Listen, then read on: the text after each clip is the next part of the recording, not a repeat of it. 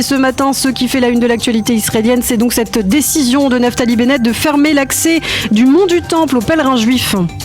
Oui, bonjour Ilana. C'est une décision qui fait beaucoup de bruit ce matin en Israël, comme nous le verrons tout à l'heure dans la revue de la presse. Cette décision est considérée comme une capitulation face au parti Ra'am et à la Jordanie qui avait, je vous rappelle, vivement critiqué l'attitude israélienne face aux émeutiers palestiniens sur le mont du Temple. Parti Yémina, on explique que cette décision a été prise après une évaluation sécuritaire de la police israélienne et que les années précédentes, le mont du Temple avait été fermé pendant les 10 derniers jours du mois de Ramadan, donc rien de nouveau vraiment. Cette année, ce lieu saint donc au judaïsme, à l'islam, sera fermé à partir de vendredi, soit pendant les 12 derniers jours du Ramadan. Et puis, ajoutons Ilana que ce matin, on apprenait que la police avait rejeté un projet de militants de droite d'organiser une marche des drapeaux à l'extérieur de la vieille ville de Jérusalem à la suite donc des récents affrontements entre Palestiniens et policiers. Mais les organisateurs ont annoncé il y a quelques minutes sur la radio israélienne que cette marche se tiendra malgré l'interdiction de la police. Et puis hier, plusieurs milliers de militants de la droite israélienne ont organisé par ailleurs une marche de protestation dans la région du Shomron.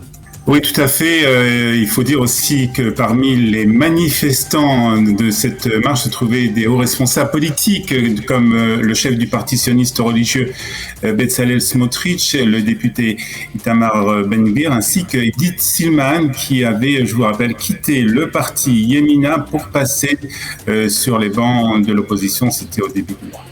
Dans ce contexte de tension à Jérusalem, les Émirats arabes convoquent l'ambassadeur d'Israël.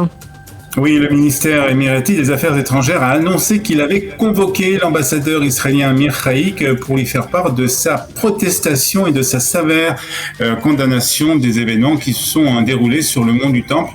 Les Émirats expriment leur inquiétude face à l'escalade des tensions qui menacent la stabilité et la sécurité dans la région, a affirmé à Abu Dhabi. Le ministre a aussi insisté sur la nécessité de mettre immédiatement un terme à ces événements et d'assurer une protection totale aux fidèles, de respecter le droit des Palestiniens à pratiquer leur rite religieux et de mettre fin à toute pratique qui viole le caractère sacré de la mosquée El-Aqsa. Dans ce contexte des émeutes sur le mont du Temple et à la suite donc de la convocation de l'ambassadeur, la compagnie aérienne des Émirats Wizz Air Abu Dhabi a annulé dans la foulée sa participation au vol pour le 74e jour de l'indépendance de l'État d'Israël. Il y a des nouvelles des Américains, les Américains qui font tout pour essayer que le calme revienne à Jérusalem.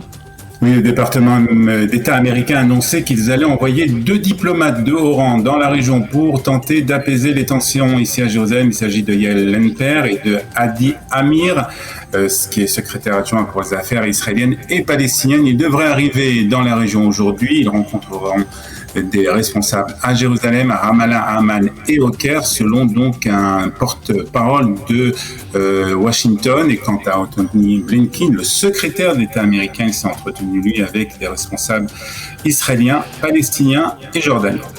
Et puis pour terminer, un mot de l'astronaute israélien Eitan Steib. Il va rester encore quelques heures dans l'espace.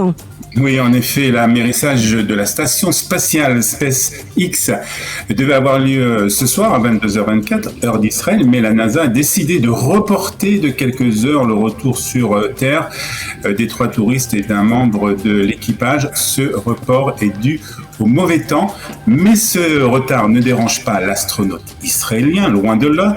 Les 10 jours ici étaient uniques, nous avons beaucoup appris, j'ai l'impression que l'aventure ne fait que commencer et je sens que je suis prêt à rester encore 1 mois, a déclaré Eitan Steib dans un film envoyé depuis l'espace.